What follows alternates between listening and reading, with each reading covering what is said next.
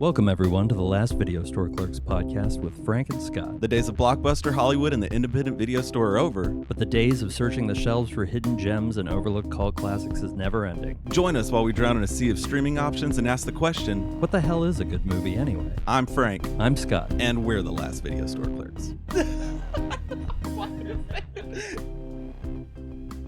When I watch a movie, nothing else can be happening. There cannot be anything in front of the TV screen. You know what I mean? Nothing on the entertainment that intrudes upon the screen. You know, I can't have anything in the way distracting me. It has to be a clean surface in front of the TV. Olympia puts stuff in front of the TV all the time, and I'm like, how do you even see what you're watching? I mean, there's like a lotion bottle, a cup of water. Oh, so what's in front of my TV right now is driving you crazy? What would drive me crazy in this setup, nothing is obstructing the view, but that thing is kind of bright. Like, even though it's like a woodish... The network router thing? No, that light brown kind of redwood color. Oh, that wrist thing for my computer? Yes. Oh, is that what that is? Like a wrist pad? That's what it was. Yeah. Yeah. So that wrist pad, it's just a little bright. So me looking at the TV, like I see a spot.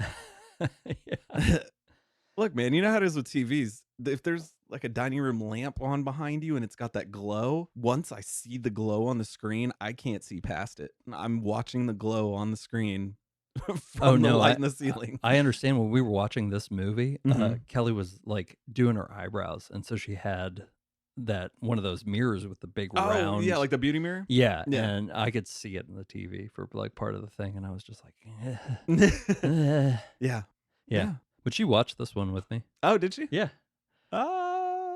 Big red clock. Big red clock. We got a big red clock, so we know how long we've been doing this, so I don't have to worry about us having a 2.5 hour long podcast. And I feel like a clock counting down makes people anxious, but this one just counting kind of makes me anxious. It is big and red. I can make it green if it makes you feel better. No, let's roll with red. Let's see what's going on with red. Red clock. Big red clock. Big red clock. Yeah. The allergies up and down.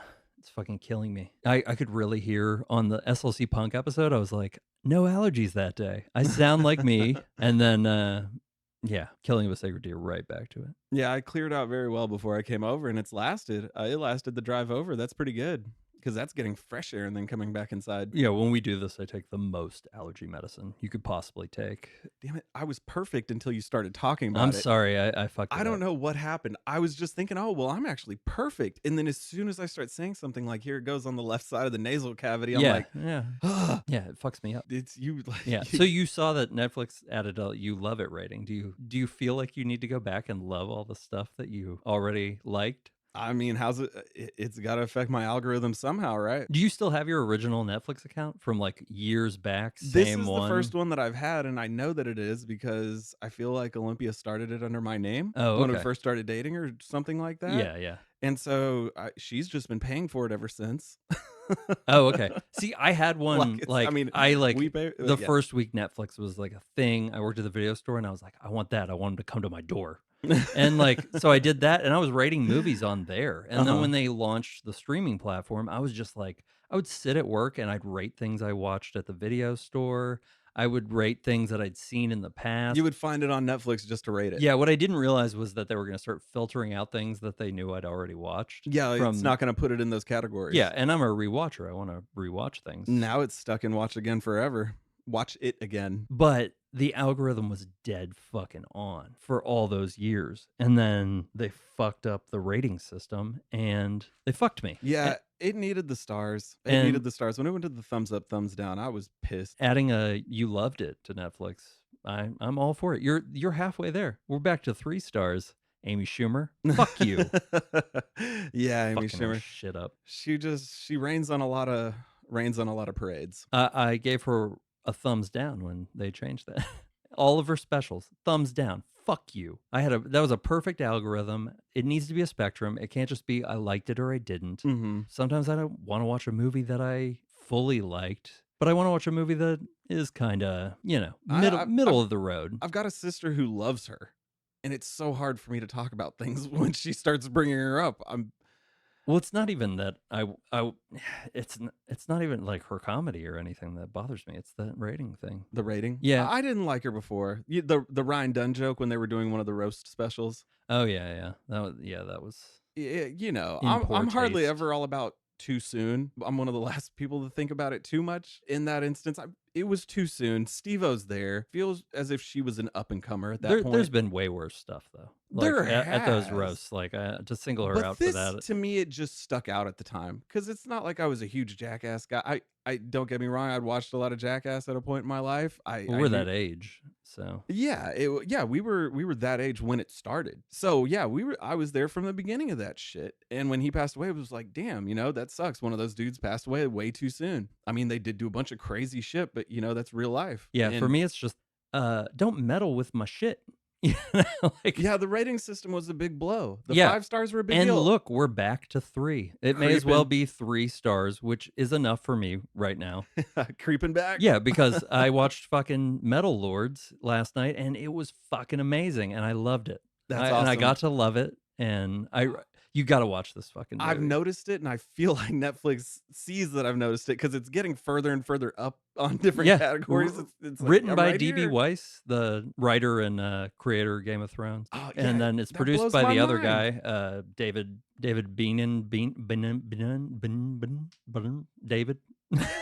I can't remember his name. He wrote the book, The 25th Hour. The other creator from Game of Thrones that Spike Lee ended up making into a movie. And then he wrote a really cool book about 2 guys trying to find an egg for a Nazi commander in like Berlin or something like that. It was weird. That sounds like some wacky shit. Yeah, it was a wacky fucking... The guy wanted to make a birthday cake for his daughter. And it was really weird finding out that he had written that. Was it a Nicolas Cage Pig situation? Was he a crazy chef? I haven't seen Pig. Oh, okay. I'm hard on those Nicolas Cage movies. I'll hold out a long time. I still haven't seen Color Out of Space, and I love like Lovecraft shit. Color Out of Space was different. It was different. I own that one on my Amazon Prime account. Well, it's by what's his name? Richard. I shouldn't have even brought it up if I didn't know his fucking name. The guy who was fired from directing The Island of Dr. moreau. Oh, and then he was like hanging around the thing, and then he never directed a movie again until Color Out of Space. And it's Nicolas Cage, just the quantity of films lately. Yeah. And I think we may have touched on this before, but yeah, I mean, Willy's Wonderland, I was super hyped about that. Island of Dr. moreau may be one we need to get into one day. That one I have not seen in my weird old rotation. It's been a long time since I've seen. You're talking Val Kilmer, right? Yeah. Yeah. Well, originally I saw it, or probably around the time it came out. Mm-hmm. That one's weird. I've rewatched it a couple times here and there. Definitely once when I was at the video store. I put it on and people were like, what the fuck? What? Fairuza Balk is a cat. Ron Perlman reprising his Beauty and the Beast role. But the documentary about that movie is even better than the movie. That's the problem. There's a documentary? Yeah, there's a 2-hour-long documentary about the making of The Island of Dr. Moreau and just what a shit show it was. And it's so much better than the movie. It's kind of like the documentary about Troll 2. No. Have you ever seen Troll 2? No. Oh my God, you've never seen Troll 2? I don't think I have. Dude, Troll 2 was dubbed like the best worst movie of all time. Okay, cool. And the director does not understand that. Like he was like brought to Austin to do best worst movie of all time stuff. They were making this documentary about it and he did not understand why. Like he thought everyone liked it because he was a fucking genius. And that's not what they're telling you. No, man. And then he got very mad. His game was like make more movies, not good movies. Like I'm a genius because I have this massive Italian film catalog. Wow. Troll 2 wasn't even a troll movie. Like there was Troll, and then the like production company called it Troll 2 to sell this whack ass movie. No. Oh man, it's crazy. Like they turn a guy into popcorn. Or maybe she turns into popcorn. She has sex with a guy and a trailer fills with popcorn. It's just really like that. Oh, just like that. They turn a guy into a tree and then he like it tickles when they cut him down. It's so weird. Hard to watch. Yeah, no, I'm checking it out right now on IMDb, and I want to say this is not a thing for me. Yeah, it actually. I watched it when I was a really little kid, and it kind of scared the shit out of me. IMDb scores at 2.9 out of 10. Yeah, and I would give it a 7. Oh man, that's why I can't wait to hear what you say about the movie that we watched for tonight. Oh god, we watched Witches in the Woods, which if you listen to the last episode, we went into this movie blind. We picked it based on it having a mid-range rating on IMDb. Out of 10 stars, it roughly sits at a 5. On Amazon though, 5 out of 5 stars, almost like 4 point something. Seems a little rigged. Is that right? Oh yeah, absolutely. No, they didn't. And we watched it on Showtime for anyone who's interested in watching it. I feel like this is the one we're going to come down on different sides. Just give me a cue. Can I start unleashing at random? Yeah. Can I start unleashing at random? Yeah. Let's get through the beginning. I'm so ready stuff. to just out of everything that we've watched so far, this is the one that I'm just ready to just. Teeth are out, man. Keep it on a leash for me. We both I'm fucking this one. I'm hyped about this one. Good. Well, then we picked a good one, regardless. I came over here with this really high energy, and then I feel like I slumped back a little bit just because I got into this couch. Yeah, but you started thinking about it, and then I started thinking about this movie, and my blood started working up again. I understand. Okay. Yeah. Let's tiptoe again. Let's tiptoe for a little bit. Yeah, and then we'll jump into just a little bit. We both watched Outer Range. This past week. I've seen the first 2 episodes. I'm a little further than that. I'm saving the 4th episode for when the 5th one comes out, because fucking give us all of them. Just give me all the episodes. I know. I feel that's why I'm not pushing it, because that's how. And I'm glad to see there's 4. Is there 4? Right? There was 4 last time I checked. There's 4 now. I think they may have released 2 at first, but Brolin, man. Yeah. And that Brolin voiceover. Mm-hmm. I want him to read every single audiobook I ever. Oh my god, so good. Everyone in it is really good. There's a guy from Schitt's Creek. Did you watch Schitt's Creek? Olympia watched Schitt's Creek. Okay. Schitt's Creek. So the gay son's husband, he's the bad guy's son, the one that's like singing. Oh, okay. But kind of scary. Kind of a scary dude. Like, he's got a little twinkly eye. Yeah, something about that. I don't know. Is he blonde-haired, blue-eyed? Maybe a secret ginger, as my wife would say. Yeah. Is he a strawberry blonde? Yeah, sure. Sure, let's go with that. No, Outer Range though, good. Oh my god! And to see Brolin for this much time and to do this much like of one character is really nice. You don't get to see Western Brolin as often as I'd like to. No, you got close in No Country just because it was. Yeah, but Llewellyn in No Country doesn't talk really at all. Very true. He's a very quiet guy. But no, he pulls it off great. And I checked out that first episode before you, and before I'd only gotten halfway through it, and I told this is going to be great. And by the end of the first one, I was concerned. But then they cleaned things up. I thought it was going to go in this generic direction. I was like, man, you guys really had something. Why would you do that? And spoilers for the first episode, just a little bit here. What did you think they were going toward? Okay, so just initial pilot. In the show, shit is going down. He's trying to hide something. Well, you get from the trailer, there's a big fucking hole in his yeah, and he's property. Trying to hide something, but in the process, let's just say a crime has been committed. And while this crime is committed, they're leaving evidence trails everywhere. Yeah, and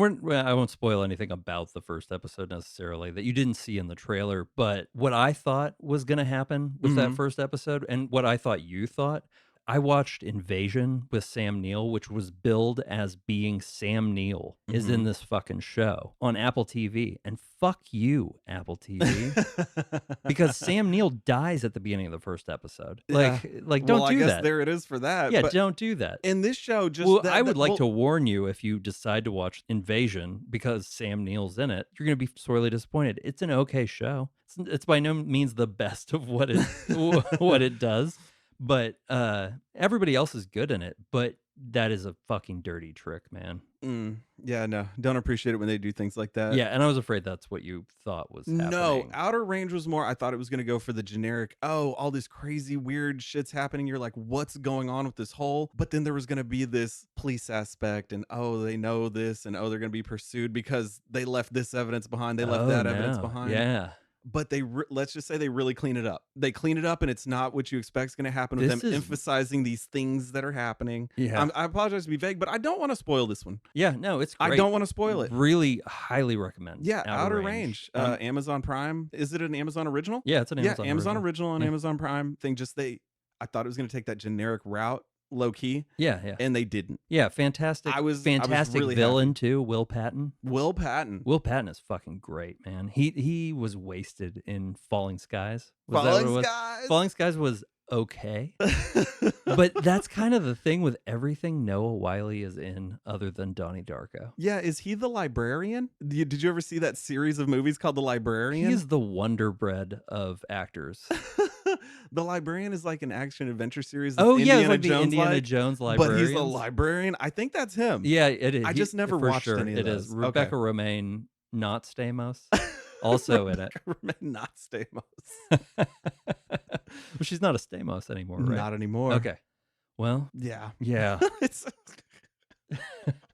The only other thing I've been watching this week is the Amber Heard, Johnny Depp stuff. It's a weird thing, but I don't want to lose momentum. Let's get to this fucking movie. Yeah. So, Witches in the Woods. 2019. I see you've got the director's name here and the producer's name. I don't give a fuck. Frank feels strongly about this movie. Okay, so a rundown of this movie. We picked this movie because I was gonna pick a blind movie because that's what I would do if I was in a video store. I would base it strictly on the cover and the little screen grabs on the back of the movie, the plot synopsis, and that was it. And so sometimes I want to pick movies that way. You know, I don't like always watching the trailer, especially because the trailer gives a lot away. Yeah, trailers don't hold back. Honestly, though, with this movie, the trailer probably would have deceived me. I'm sure they would have done. They would have pulled the best scenes they could have for that trailer. For sure. It would have been so out of context. Very deceptive. 6 friends go on a weekend ski trip. They get lost in rural Massachusetts. Most of this movie takes place inside a car. They get lost in the woods only so much as you can in a car. Inside an old school blue and white bourbon, big suburban, big body, like I'm talking 80s, late 80s, early 90s bourbon. I could appreciate the vehicle they chose. From the beginning, I was like, okay, they're not in some new SUV and, one of them's a rich kid. Yeah, probably easy to shoot in. Yeah. There's group drama. We'll get into that. I have a lot to say about the story in this movie. Not so much about the way the movie was made. I don't know how Frank feels about it. It's a good looking movie. Like it looks clean from a visual standpoint. Yeah, I never saw any huge issues with the lighting. Well, until the end, actually. Now that I say that, but just different things like that. It looks clean. Yeah, we're right on format with. We still can't get through a summary. Okay, yeah. Okay, so there's group drama. One by one, they all turn on each other, ultimately resulting in them murdering one another. And then Jill, who I'm gonna say is the main character, hard to tell. She's the one focused on the most in the beginning, but then pretty much equal time for the rest of the movie. Group, I feel like she's the central character. She's definitely the final girl. So last one standing. Yeah, Jill. Mad spoilers. We're gonna talk about this movie because. Yeah. I don't know how many people are going to go watch this because we talked about it. Especially we're a little at odds about the way I felt mixed feelings at the end of this movie, and Frank was not as happy. Yeah, when we both watched this one at the same time somehow. And we finished it about 10 minutes apart. Yeah. He's at his house, I'm at my house. Somehow we watched it at the same time this week. As soon as he was done, whatever you said, it almost offended me. I was like, I don't know how to feel about this. And in my mind, I'm like, how do you not know how to feel about this? We're normally in sync to like some degree. Oh yeah, like I mean, like more lot. Than that, yeah. Like more often than not.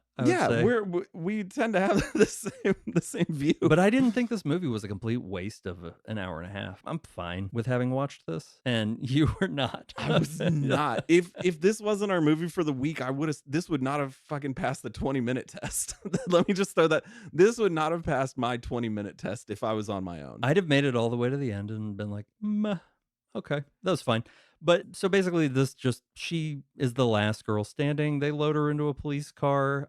Notice I didn't say anything about fucking witches. That's for a reason. And the movie has the same old setup, same old cabin in the woods setup. Friends going, stop at the gas station, rednecks at the gas station. As soon as they have to take a detour, this starts with a detour. It does, but they drove right through that chain. Why did they do that? So, and I did make a note of that. You cannot break through a chain with a hood ornament. I don't know if you noticed that. No, I didn't notice that. As they push, one of the friends is like, we grew up here. I know a shortcut. Take this service road 1, maybe 2 miles, and then we take a left, and that's our spot. I feel like it's to say that at the point of them going to the gas station, and when she sees the redneck and he's got the dead bear in the back of his truck, I was like, that redneck's gonna save the day. It's gonna be the misjudged redneck, but is there a chance he is going to be some weirdo playing, There were a lot of balls in the air, and when they're at the gas station, Allison, she's the girlfriend that the other girls apparently aren't that into. Well, Blonde Jill is friends with her, but the other girl on the trip is Maddie's girlfriend, but apparently nobody knows Maddie's girlfriend. So the intergroup drama is really convoluted, and I didn't really understand what it was fast enough. I made a note that was, why would this group of people take a trip together knowing what they know? I thought maybe they were going to get there and there were going to be more people there, but then they don't get anywhere. They don't get anywhere. And I was like 20 minutes into the movie, I did go, Jesus Christ, they're still in the fucking car. Yes. And then they're in the car the whole movie. The whole movie is basically, it's a combination of, there's lots of Trapped in the Car movies, Cujo being the most famous anyway. Trapped in a Car movie? Yeah. There was one called Penny Dreadful I liked that gets really bad reviews, but I liked it. I watched it one night on Sci-Fi Channel. It was good. I've not seen that. It's not the show Penny Dreadful. It's like a girl who is agoraphobic, I want to say, and her psychologist is taking her somewhere, or she's like afraid of driving. I can't remember how the setup for it, but anyway, like a man terrorizes her inside this car all night on the side of the road, and like I remember there was like a creepy, like he was like coming in through the trunk. Yeah. Peekaboo. But yeah, I couldn't sleep one night and I watched it and I enjoyed it. It has like a 2-star fucking IMDb rating. Would you say The Hitcher is a movie that takes place in the car the whole time? Oh yeah, for sure. Okay. There's more boobs in The Hitcher though.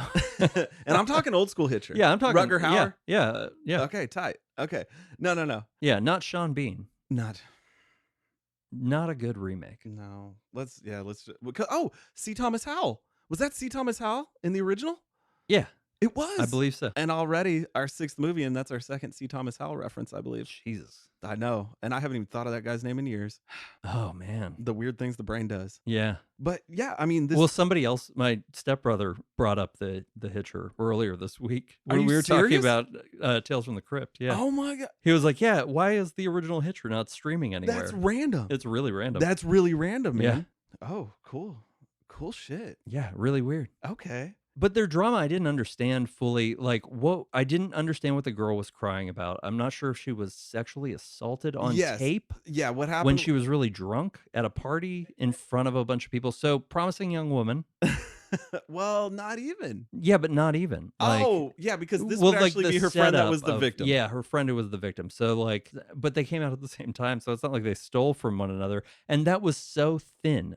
All of that you had to collect from subtext, basically. That's what at the very beginning, her storyline was very vague. And then 2 of the male characters are in the store, and their part of the storyline is also very, very vague as well. The thing is the acting is not that bad. And if it is bad, the editor is amazing. Because, nothing came off as that's bad acting to me through the movie. I could also see how it maybe was, but that editor was just fantastic. Look, I was so pissed about the storyline, I didn't even stop to think. But yeah, I will agree with you on that. The acting was not bad. Yeah. I've seen so much worse with the acting. What this movie had was story problems, like so many of story problems. My whole thing is it's called Witches in the Woods. There is no plural witches, B, no fucking witches, and C, no fucking witches. The movie, and this was almost a huge game changer, and I'm sure you noticed it, but it was almost too much information. There's a quote at the beginning of the movie. That quote, "A belief is not merely an idea the mind possesses. It is an idea that possesses the mind." Okay, then that went too quick. So this movie was a Trapped in the Car movie, a Cabin in the Woods movie, and basically a Blair Witch Project movie. But the opening credits were practically the shitty 90s Blair Witch Project sequel opening. But this is not a handheld found footage film. a found footage movie. For a split second when it first started, I thought it was. The witchcraft, are the witches in our head? And like trying to bring it into that, like, ultimately we tore each other apart. With the title, Witches in the Woods, you're expecting some supernatural shit in the woods. Yeah, and then the redneck guy was walking around in the woods and he was like hanging up dead ravens and setting up traps for wolves and bears. Like they're basically snare traps, but it's not really a snare. But I felt like the movie led you to believe that he was trying to catch something evil or something. That's kind of how I felt about it. Like it wasn't enough to be like, oh, this redneck's going to come and kill them or anything. I didn't know what they were hinting at. Mm-hmm. It was called Witches in the Woods, so I expected it had something to do with one more fucking thing witches. About the gas station. They found the pamphlet that explained the story of a witch trial that had happened a couple hundred years back. So there was that. There's this tale of a woman being burned at the stake or something. Yeah, because she was possessed. Especially because I grew up in that part of the country. It's usually like just the one in that area is the thing that starts the big story about witches in the area. Mm-hmm. You know, it's never like pointing out that that only happened when people got bored. Generally, I've done a bunch of projects in school about witchcraft and witches in the area when we lived in that part of the country. The resource material, like the researching it, was a lot easier there. Mm-hmm. You quickly find out that it's just like people get bored, so like the local government's like, well, we'll just kill a witch. People love it. It's like that Johnny Depp Amber Heard shit. They just can't turn away. Yeah. No, and in this one, even at the gas station, it starts with Allison. She's freaking out in the bathroom because the light goes out and she's trapped in there. The door just doesn't work. But still, I'm not seeing anything menacing. Yeah. At that point, I wrote down, is she taking a shit? Because she was in the bathroom for a long time. Long enough for Jill to have a conversation with the is he or is he not crazy hunter. Yeah, very confident conversation too. A little overly too confident. But so they've hit the gas station. They're going to hit the road. They're going to do a day of skiing. They take the shortcut because the guy who's been there before with his brother when they were kids knows a shortcut. They break through the chain with the hood ornament. You're really hung up on that. It pisses me off. I'm real big on continuity like that. Like, okay, you're in a full-size SUV. There's a chance that you could push through it, but it's going to do some body damage. It's a movie. We don't need to cover that. But don't show the chain slip up over the top of the hood and then snap when it gets to the ornament on a late 80s, early 90s Suburban. Fair enough. Yeah. It's not going to happen. Those damn things break off if you pull them hard enough. Yeah, and they even showed the like redneck go see that they had gone that way. Yeah, he's out hunting, collected, you know, finishes off a wolf caught in one of the traps, and then he's like, oh, somebody broke my gate.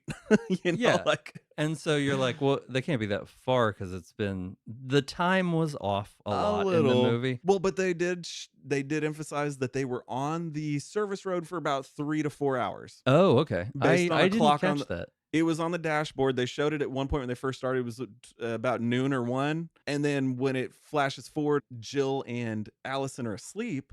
And they wake up, it says 4:13. Yeah, and it looks real big budget because there's a lot of drone shots at this point. It looked really good. I thought it was weird to make like a scary woods movie in such an empty woods. Yeah, and I feel like they covered that by being like, oh, the loggers in the area, and it's all been cleaned. So I thought they were going towards a like, oh, the witch is mad about you cutting all the trees down, which even that would have been better than what it was, because basically they maybe think that the girl is having either seizures or has become like a demon. Well, she sees this evil raven as they're going down the service road. What about that raven shot? Oh, yeah.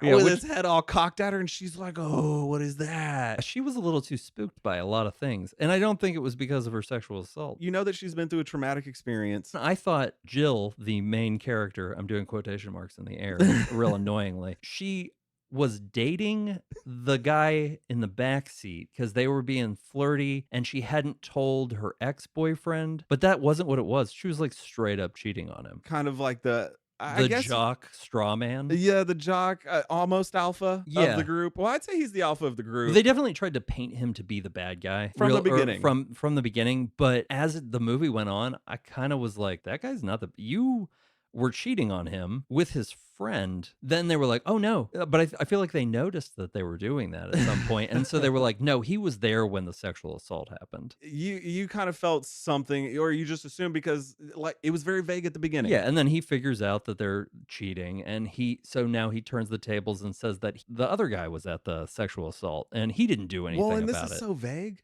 I don't even know what sport they played. That's what I was gonna say. What were they? It's got to be baseball. I think football. It was curling. What's that guy's name? Derek. The alpha male's name is Derek. Derek doesn't curl. No, man. Yeah, I'm gonna fucking get definitely a t-shirt made that says Derek doesn't curl. Our first merch is definitely going to be fucking Derek doesn't curl, man. Look, I don't know. Like, I had a lot of high school. It takes a lot of upper body strength to curl. I had a lot of high school experience at a lot of different high schools. Derek doesn't curl. Oh, but that's but you weren't that close to Canada, eh? About this cast, they look like they're too old for high school, but at the same time, they kind of look like they're too old for college. They're definitely in college. Yeah, but for a second there, you're like, wait, are they fucking supposed to be in high school? And I just wanted to laugh because I'm like, honestly, you could play it off either way. Yeah, because that's the other genre thing that's in this movie is it's like an R.L. Stine book, like we're all gonna go sleep over, or like we all go to this like winter retreat and there's a murderer outside. So a lot of tropes were being used that didn't pay off, which was upsetting. Hey, Scott. But not as upsetting as it seemed to upset you. Hey, Scott. What do you call two jalapenos having sex? Spicy. Spicy, bitch. That's a joke from the movie, by the way. Jesus fuck. It's also true. I'm looking for a certain note that I made just because I want to remember how I said it, but it's just fun. I wrote something I wanted to ask you because you seem to pay attention a little better than I do. Did the boyfriend die of hypothermia in the end? Yes, I believe that's what we're led to believe. Okay, so one of them dies in a bear trap. One. Okay, first one who goes off with Alice. Oh. Okay, so the guy who gets them lost. They wreck the Suburban. Yeah, goes off with mentally ill, sexually assaulted girl. Yeah, they've been stuck there like, hey, well, somebody's got to go back to the road. So one of the brothers, the one who led them astray. Which leads to the only scary scene in the movie, which is when... The headlights? They're like, they turn the headlights off. And they're trying to stay warm. The windows are all fogged up, and something's outside the car, which freaked me out a little bit. Then they turn the headlights back on, and Allison's standing there. This is the only instance of any sort of like, oh shit, there's a witch. Yeah, let's call it a jump scare. Okay. I was looking for jump scares in the movie myself. That was one of possibly two. And possibly two. So that brother doesn't come back. The other brother goes looking for him. He gets caught in a bear trap. There's our Chekhov's gun again. That redneck had bear traps. So he had bear traps. Somebody was bound to fucking get stuck in one. Pretty much dies immediately. Well, he had to try and break the chain, and then he goes for the crawl. Yeah. And while he's crawling with his foot in a bear trap with a broken chain, he sees the light, finds the brother that went missing. And did they show how he died at any point? No, they actually didn't. I'm not sure. Because when he sees this light in the snow, he's like, Todd or Rob or whatever the fuck generic name they gave you. And he crawls to the flashlight and he gets it. And then he's like, and he's looking around, fucking bleeding out in the snow. He's getting hypothermia. He sees something and he's like, and you see him start crying. Yeah, because he definitely found his phone, which was inexplicably ringing, even though none of them had cell signal. That was Derek later. More shit goes down. Well, he saw his phone light up. But that's Derek, not... No, the brother found the phone too. Did the brother find the phone? Yeah, for sure. I don't know how he died. He died. Yeah, we don't know how the first brother died. Yeah. But we don't know how the first brother died. We don't know how the second brother really died, because it kind of just leaves him. Well, at that point, he's lost a lot of blood and it's freezing. Well, these are all things we're assuming, though. Yeah, I believe you're supposed to let your imagination run wild on this one. Because that's what happened to them. There was no fucking witch. Yeah, but then the girl comes back to the girl comes back to the car. She's the jump scare. They immediately bring her back into the car. At this point, the jock boyfriend, I'm starting to side with him. Because I'm still thinking there's going to be witches eventually, right? And he's like, let's tie her up. Fuck that. She bites the other girl's fingers off. The girlfriend that nobody liked bites her fingers off. And when she jumps back, she gets stabbed in the throat with a ski pole. So then they're trying to patch her wound. Psycho chick who's going through a transformation, we think maybe at that point still. Turns out she's like bitten her finger halfway off. So she's got a ski pole through the throat. Her finger's hanging halfway off. Although when she stuck her finger in her mouth, I was like, oh, is she going to bite her finger off? And then she did, and I was like, fuck yeah. So there was a couple of like fuck yeah moments, Yeah, and then that's what I want to call the series of unfortunate events in the bourbon. They are all unlikable. I didn't want to side with any of them. Why was that group together in the first place? There was way too much drama. They shouldn't have gone on this day trip to go skiing. And who packs that light? How many people were in that Suburban? 6 or 7, but then all the luggage, we never saw the luggage. At one point they start to dig through, look for warm clothes or look for the first aid kit. Seem to have told you that there's multiple snowboards and there's clearly ski equipment. There's skis and snowboards, so they were going to go ski and then sleep at a resort. That's what it was, a resort. Okay, well, a resort is never going to be down a private road. But let's not, they got in this situation because they wrecked. And Derek got pissed because he saw that people were flirting and something got said. They get it unstuck, but Crazy Allison's like, we're all gonna die. She starts saying cryptic shit. And then she wanders off, finds a mauled animal, sticks her hand in it. They bring her back. That's when she re-wrecks the Suburban after they get it out. That's why they don't get out. That's why they're stuck in the snow. I can't go into enough detail about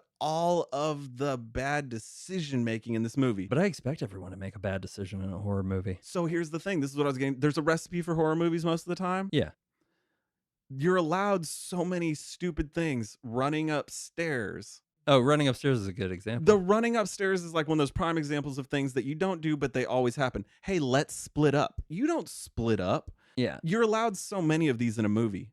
I can't count how many bad decisions there were in this movie. Again, though, those aren't things that wreck it for me. It was just that at the end of this movie, there weren't any fucking witches.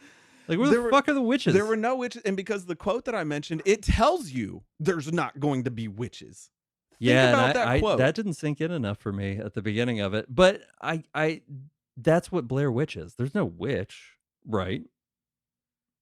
Did you think there was a witch in the Blair Witch Project? I think there's a witch in the Blair Witch Project. Oh, no, I think that's undeniable. I think they just spooked themselves. Oh, some of those things. Even the shitty sequel I just referenced earlier, the straight horror movie. Troll 2? No, not Troll 2. No, the Blair Witch Project 2. Oh, Book of Shadows? Book of Shadows. Yeah. Yes, man, good memory on that one. I would not have gotten that. The reason to sell a soundtrack was basically why that movie was made. It did have some what was that about? Like some new metal and some. Yeah, I think it had a guy from Smallville in it. Oh, well, I mean, let's talk about the cast in this movie. If you look them up on IMDb, they definitely have credits in different films, but not a lot that I've heard of. But one guy I recognized, the younger brother Matty, he was in Letterkenny. Oh yeah. If you're a Letterkenny fan, Hulu, there's one of the guys from Letter. It's not one of the main characters, but someone from Letterkenny's in it. And then is he a meth head? Damn it! I was just maybe, but anyway.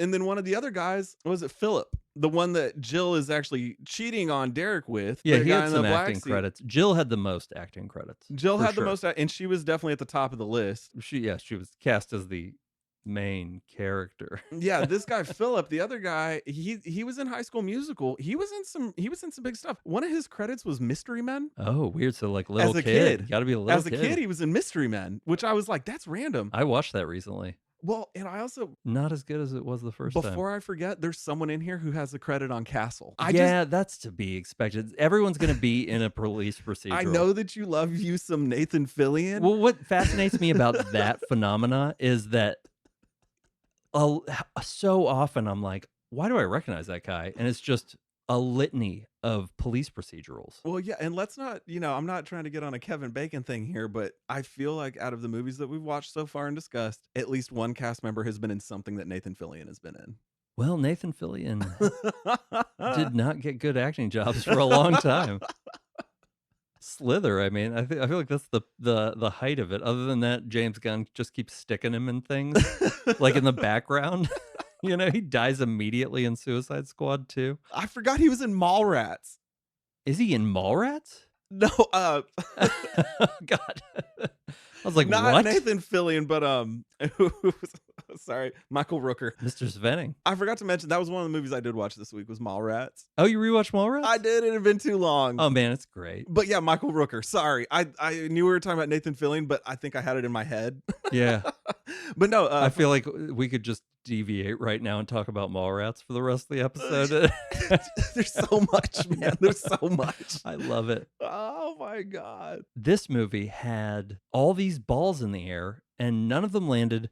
The main thing that I was really curious about at the end, I don't know where the climax of this movie went. I couldn't tell where the midpoint was. I couldn't tell where these things that get a movie made, you have to hit these certain story points. And this fell apart really fast. I did mention the age, and hey, were they in high school? No, they were definitely college, but they could have been high school kids, just totally unbelievable. Yeah, but the drama and the attitude of the characters, very immature. Apparently, no one there had survival skills whatsoever. I don't want to give myself at like 20 that much credit. I wasn't any better at 20 than I was at 15. Towards the end of my notes, Jill pulls the screwdriver on Derek. I've got a bunch of laughy emojis. Everybody dies, and the best part was the end. I did like when he was just menacing them with a screwdriver. Like the screwdriver he just took from them. The screwdriver was the most dangerous weapon in this movie. And it killed multiple people, right? Oh, actually, did it only kill one? It only killed the one. Just the one guy. But it played a key. Well, he actually stabbed that guy, too. Yeah, Derek accidentally stabs Philip, the guy that Jill was cheating on him with in the woods towards the end.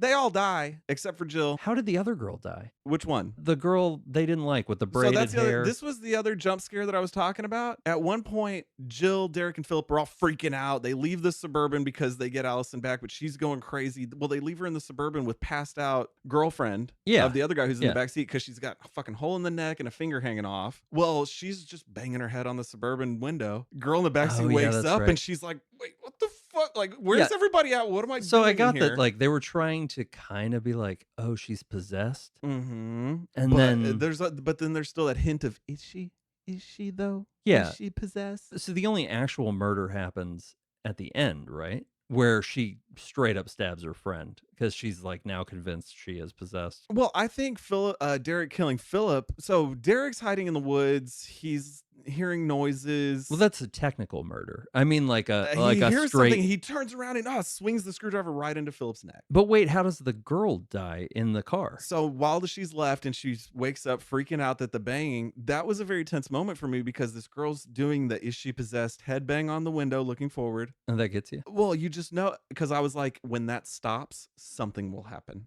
Oh, and then sure enough, girl with the hole in her neck's reaching for that ski pole that got her as a weapon. She can't reach it. Right before she gets it, sure enough, the thump, thump, thump stops. Right when she reaches, I'm like, here it comes. She pulls it over and there's Allison. And they scream each other face to face. They don't actually show how girlfriend dies. Oh, fuck. That's what it is, dude. They don't even fucking show it. They go to her later. Kelly thought maybe I was going to convince you that this was a good movie, but I think you've convinced me that this is a bad movie. I hope that I do, man. But this movie was awful. This is a well-made movie. This had to be either a much longer script or just it was always a bad script. I'm going to say picture quality, the way they filmed it. Those drone shots, the editing, very clear camera shots. People don't give it up for the editor enough. The editor is much more important than having good actors, and he fucking nailed it. And I don't know if it was the director because I couldn't find an editor credit. I won't even argue with you on that. Yeah, the editor really nailed it. The difference between a good actor and a bad actor is an editor. Well, and I'm telling you, I was so pissed off at this storyline, just the way things were written. These characters were just like they were idiots. There wasn't even the one guy who knew how to handle things. All of that would have been fine if you had given us something. Give us a fucking witch, or the hint of this sort of make us think that it might have been supernatural. No, this was a bunch of early mid-20s mix of people going out in the woods. I even would have taken the hunter comes to kill them all. That would have been fine with me too. Because he's like, you walked in the woods. Yeah, but night. He didn't even save them at the end. Maybe he called the police. He walks up when Jill is killing Allison, the one who was possessed. Look, I'll do it. Air quotes. Yeah. Air quotes. Jill kills Allison, who is possessed. But she is now clear-headed and completely... Somehow, yes. At the very end, Allison has this moment of clarity where she's like, what are you doing? And I did like that Jill's trying to stab her with the ski pole because the ski poles come back into play as a weapon yet again. Jill has mounted Allison in the snow and she's trying to stab her. Allison's grabbing at that ski pole and the blood is making it slippery. Oh, yeah. That was cool. Good, yeah. That was cool because here comes this ski pole coming down at her and she's back. It's her. It's the normal girl again.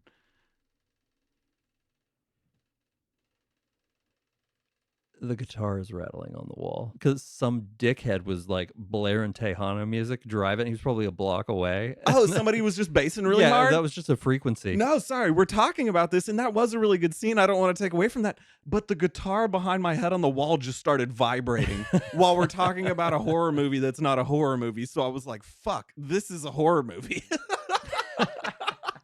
I'm not going to fucking lie to you. Did you? I've got fucking goosebumps. I was like, what the fuck is going on? It was just Tejano. Part of my reaction to that probably freaked you out more because I was like, what the fuck is that? No, man, I fucking grew up in East Austin. People used to drive by basing all the time. I was just never wearing headphones recording with a fucking acoustic guitar on the wall behind me while we're talking about a horror movie that's not a horror movie. No, that is how horror movies start because you're not expecting it. This scenario was better than that movie. I want to point that out. What I just I'll give you that. But my point was that the way this movie was made, it gave me enough illusion that I got all the way through it that I was like, that wasn't so bad. It could have been a lot fucking worse. I've got a fucking phone I can throw at you.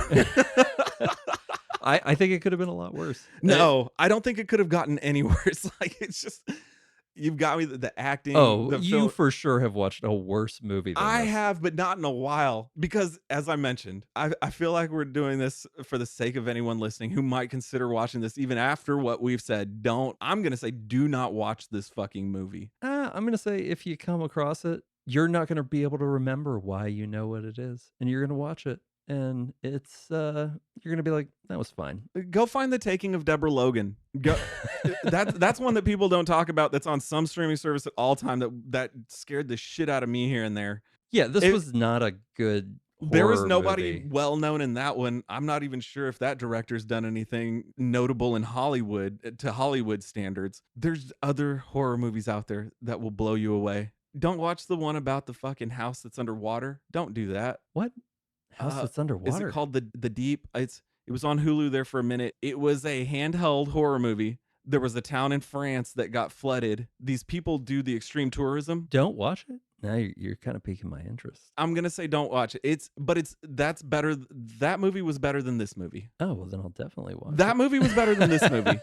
But that was the last movie that I was pissed at. I will agree that this is not a good story. It is a okay movie as far as quality goes.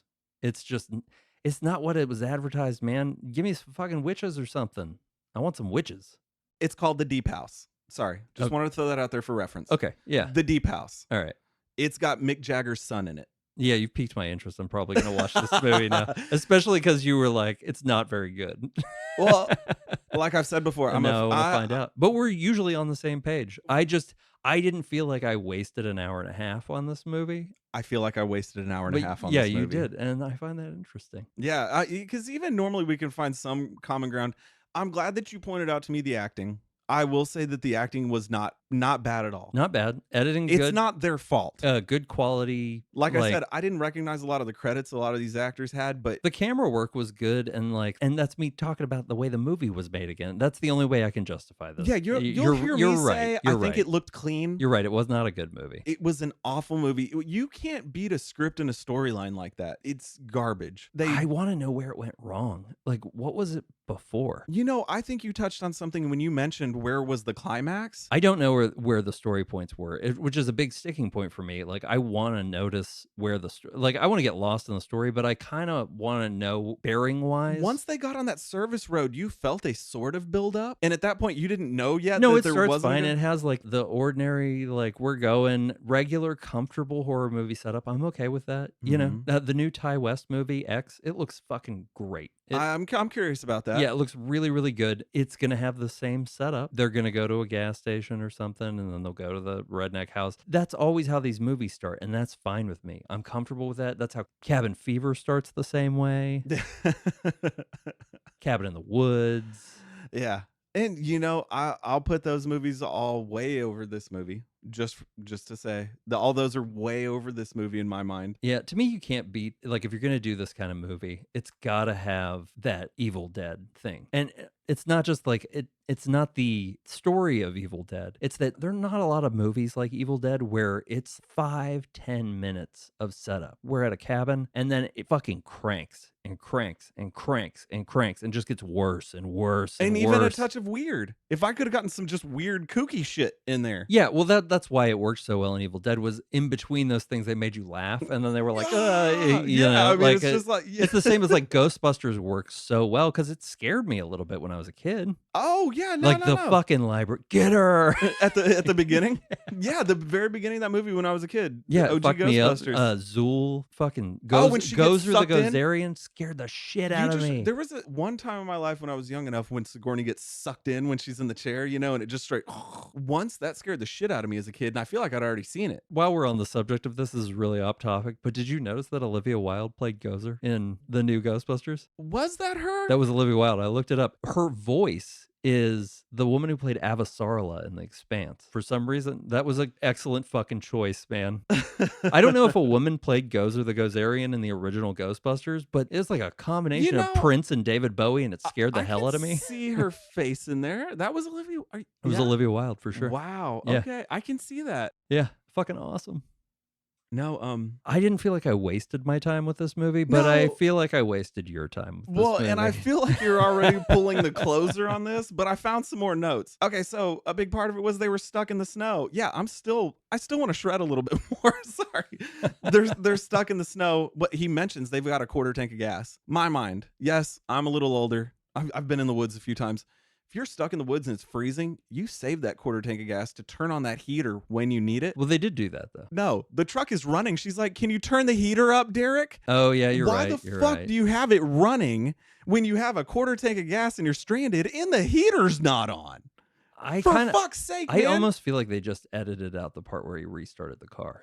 But what? No, I mean, no, but they've been sitting there and it's running. And then she's like, would you please turn on the heater? Yeah. It's little things like that. That's bad writing. You're telling me that you're not explaining this properly. That's not even necessarily bad writing. That's just a bad director. Like the director fucked up on that. That's not the writer. Let's not put it on that guy. Because I don't know what kind of fucking movie he wrote. You know, I don't think that whatever movie he wrote, it's all these, because no one sets out to make a bad movie. Can you call it a continuity thing? Yeah. For sure. I would say that was maybe a poorly executed continuity thing.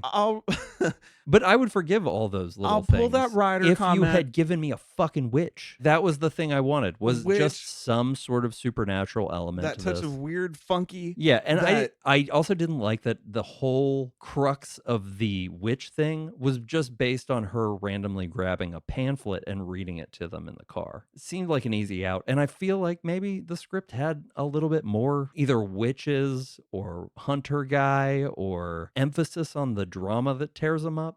Something more needed to happen. Yeah. And it just didn't. No. Yeah. So you're straight up dubbing this terrible movie? Fucking terrible. I've seen worse. I'm not okay. It was fine. To be specific, I've seen worse. To be more specific, this is the worst that I've seen in a long time. I would say, if nothing else, this movie just I won't remember this movie in a couple of years. Well, if you happen to listen to our episode about The Special, then you would know that movie was not well done whatsoever. But it drew you in so much. Yeah, it had enough. It had enough of that. What the fuck is going on? This is weird as shit. That one was poorly made. I think that's a good equivalency. Do you like that? Yeah. If you listen to us talk about The Special, then you'll realize that The Special, the acting was bad. The film quality was not good. 100% not good. But there were points where you were like, what's going on? You were like, what's next? This is just, it's opposite in the weirdest ways.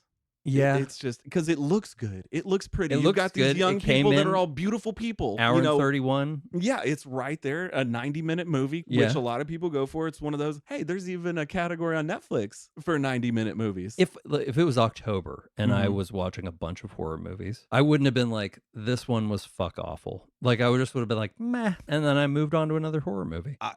I would not have made it past the 20-minute mark and moved on to the next movie. I feel like this one is about as good as Darkness Falls. Darkness Falls. I know that I've seen it. You have to have seen it. I know that I've seen it. Just which one was late that? 90s, early 2000s. Because what popped in my head was They. It was like the darkness creeping in. They moved to a small town. I don't remember a whole lot about this movie, which is why I'm making the equivalency. What's happening now is that movie They. Did you ever see They? Yeah. With the blonde chick? You're saying Darkness Falls They's. It's like when you're trying to think of a song, but there's music playing. Yeah. That's what's happening to my brain with movies right now. Yeah. No, it was like you could see the darkness, like it was almost like black smoke. That's mostly what I remember about it. But I remember it being very unmemorable. Okay. And that it was just not enough. Well, very unmemorable. Like I can't peg it, but I know that I've seen it. Yeah. I know that I've seen it. That's how I felt about this movie. It was fine. It just wasn't great. And there's lots of movies of that time. For instance, Disturbing Behavior. It's not amazing, but I love that movie. Well, for our age group, that cast. Oh yeah, the cast was something else. You got Cyclops, Katie Holmes, old dude Nick from Bully. Nick Stahl. Yeah. Bully, Man Without a Face. Yeah. What the fuck's the Shoppy? Was it Man Without a Face? Was that the Mel Gibson movie with him? Oh, I don't know. I know he was the one with the weird nose, like the son in Sin City. That was all like his skin had changed colors. Yeah, that's him. Oh, cool. I haven't seen Sin City in a long time either. On the list of movies going forward that I had, that I was like, oh, that's weird, is a Nick Stahl movie like right before he disappeared for a while. Like even his wife didn't know where he was. Oh, really? Yeah, and then he ended up in rehab. But wow. That's kind of where he went away. So somewhere in there he made a movie, and I put it on the list. I can't even remember the name. Quid Pro Quo? No, maybe. So back to the Hollywood days. I remember one of the movies on the wall. So it was probably 07 to 08. This was later than that. It was later. This was like after Terminator 3. After I'd say Terminator 3 was the last time he really surfaced. Well, I kept seeing, you'd face the box, the boxes at the end of the night. You'd be putting the returns back on the shelf. I would walk by Quid Pro Quo, and I was like, I like his stuff. Like I knew. Yeah, I like Nick Stahl. Yeah, it was one of those things. He's like Brad Renfro to me. And don't kill yourself, Nick Stahl, because what a fucking tragedy that Brad Renfro got like bloated and then killed himself. It fucking upsets me because that kid was fucking great when he was a kid. A Time to Kill. No, sorry, The Client. The Client. Wrong John Grisham movie. Pupil, The Cure. Apt Pupil, yes. Oh, The Cure fucking wrecked me when I was a kid. I can't believe I said A Time to Kill when I meant to say The Client. Damn you, John Grisham. Sorry. I mean, 90s movies and John Grisham. Why yeah, that's the same as what were we were talking about another like Michael Crichton, Tom Clancy movies just getting bought up all of a sudden because Tom Clancy, Runaway Michael Jury Crichton, was John way Grisham, too fucking popular. Yeah, all those guys, they were banking on 90s film. Yeah. But okay, I will accept that this is not a good movie, but I don't think it was a total miss. Yeah, even though I agreed that certain aspects of the film were not bad from a production standpoint. Yeah, the movie was a bad movie. Yeah, it was a bad movie. It was a.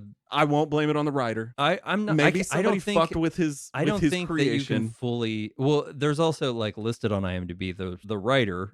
Who did we even say who these people were? No, because I said fuck them at the very beginning. Oh yeah, that's right. Okay, so this movie was directed by Jordan Baker, written by Christopher Borelli. But other than I wrote down just Christopher Borelli because I'm a fucking writer. But there was a story consultant also listed. So I feel like that might have been the guy who fucked this movie up. Something happened. Just too many things. And I'm not saying everybody needs to know that a hood ornament can't break a chain, that if you're stuck with a quarter tank of gas in a snowstorm, use the heater if you're going to turn it on. All those things are fine with me in a horror movie. You're going to make mistakes. And when people who are afraid always make mistakes. The recipe. Yeah. You're allowed so many sprinkles. Don't over sprinkle. Don't do too many dashes. But I do get real defensive. My wife has a habit of pointing out, like, why is she doing that in a horror movie? Why is she running in that direction and stuff like that? I don't know what I would do.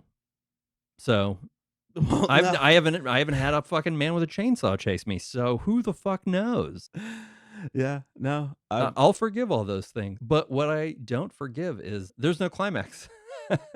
There's no climax. There's no witch. There's no sorcery. Witch. There's no curse. There's no tainted object. There's no burial ground. No old church. None of that. No stick figures hanging from the tree. No social drama was paid out at the end of it. The jock killed the guy who was cheating. There was no spinning with his top. Girlfriend.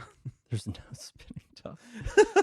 Yeah, there wasn't. There was no fucking spinning top. Not enough. So I missed this time. But we picked this one blind. I didn't watch a trailer or anything. And this week was very good as far as things I watched. And I promise I'm not always a harsh asshole. That's the strongest I've felt about any of these. No, a lot of the times you will have me, you'll be like, watch this movie. And then like, I'll be like, Shadow in the Cloud was one of those. You know, I was like, fucking, this is one of the weird Frank movies. But do you think Shadow in the Cloud is better than this? Yes. Okay. I'll give you that. Okay. Thank you. For sure. I'm just saying. Yeah, but either way, we're buried in good stuff. You got to hunt for other things. You got to get the most out of that month of Showtime I paid for. There you go. To watch Yellow Jackets. So, I mean, I'm so glad you got to watch it. I know we've already talked about it, but geez, if you haven't seen Yellow Jackets, oh God, what a good time we were in. I feel like I'm winning the fucking TV lottery right now. Yeah. Severance and Yellow Jackets and Outer Range. These are my kind of fucking Station story. 11. Station 11. I'm so glad you told me to just watch it because it was in the queue. It was in the queue, and I was sitting on it, and then you were like, "Watch Station 11." I was fucking enraptured by that. It was so good. I love the realness, storytelling. Yes, too. Everything. If you can tell a non-linear story, and I can't find those story points, but I know they're all there, and I can sit back and relax. I love it. So good. And one more time, limited series. Yeah. Love it. One of the best things to happen. We don't need to squeeze the life out of everything. And that one is scared created. me for a minute because all those stupid fucking bloggers were immediately there. They're like, let's write articles about whether or not this show's going to get a second season. And I'm like, well, do you not talk about that? Like, for Station 11? Yeah, don't give anyone any fucking ideas. No. When you finished the thing, stop. Let it be. God, yeah. Just let it be good. Good arc.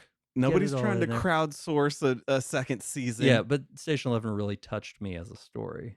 It was a great story. Yeah. And it's the same Metal Lords was one of the finest coming of age movies I've seen in the last couple years. I'll check it out. I'm going to check it out. You're really going to like it. Like I said, Netflix, I swear sometimes it knows you because it's slowly creeping up. You know, it's that Detroit Rock City spirit kind of thing. Edward Furlong. Is Edward Furlong in Detroit? No, but it always makes me think. No, it's No, he wasn't in it. No, he's not in it. He wasn't in it. It's the I'm gonna shit on your chest kid. But no, I don't know what it is. I feel like he would have been good for that if he was at that age there. In Detroit Rock City? Yeah. I could see him as one of those kids. Well, I feel like the reason you think that is I think there's a kid who looks vaguely like Edward Furlong in that movie. You know what I'm doing right now, right? Yeah, I know you're looking it up. Edward Furlong. Oh, he is in Edward Furlong, dude. No shit. It wasn't me just thinking. It's fucking Edward Furlong.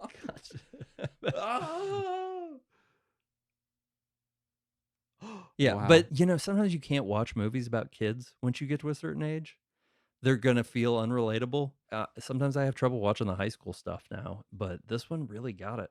It really knew what it was doing. Those Game of Thrones boys, I know what they're doing. Those Game of Thrones boys, they know it. So next week, we're going to watch God Bless America, the Bobcat Goldthwait masterpiece. Frank has never seen it. I've seen God Bless America once. This fucking movie, I think it fucking rules. And what did you say it's streaming on right now? Right now, it's on Amazon Prime. Okay, cool. It's a Prime Video movie, so not even an extra channel or anything. It's got the little stripe. And this one's a little crazy, right? Just a hair? Oh, it's Bobcat Goldthwait crazy, man. Yeah. Because I don't know how much Bobcat Goldthwait you've consumed in your life as far as, but like, I think It's a Dog's Life was what it was called. World's Greatest Dad. Shakes the Clown. Well, you know where he always holds a place in my heart was I was a Police Academy kid. Yeah, I mean, I know that's just him. But I mean, what was the movie with him and the horse? Were they like drugging the horses and shoving something up their ass? No, it talks. Hot to Trot. Hot to Trot. Yeah. That was one that I also grew up watching as a young lad. That's probably was my first experience with Bobcat Goldthwait. Second being Shakes the Clown, because I remember watching it when I was younger, and then Scrooge. Watching it again. He had that small role. Oh in yeah, Scrooge. he was the guy. Well, he was the one who got laid off. Yeah, that's right. And goes through the whole thing, and he doesn't do the Bobcat voice in that one. That is not classic Bobcat. That's probably why I didn't notice him, because he was still doing the voice then, and then. But God Bless America. It stars Joel Murray, who I think is fucking great. And I can't remember her name. I'll know it by next time. I think you're gonna love it. Yeah, I mean, I can't wait for this one. I'm a little more hyped just going into it. The reason I wanted to pick this one this time is I think we need a win after this one. Yeah, because I knew we were going to be at odds, but I would really like to talk to you about this movie. I could use it. Yeah, I've been wanting to rewatch this movie for a long time because it hasn't been on streaming platforms, and I think that this movie is one of those movies that should really get a lot more credit than it did. Yeah. Oh, I can't wait to talk about God Bless America with you, though. So I know I'm excited about this one. Yeah, good. We need something up. We need to go up a little. Thanks everyone for joining us for the Last Video Store Clerks podcast. Be sure to leave a rating and subscribe. You can find us on Twitter at Last Clerks, Instagram at The Last Video Store Clerks, and you can find Scott at dispatchesfromthepit.com.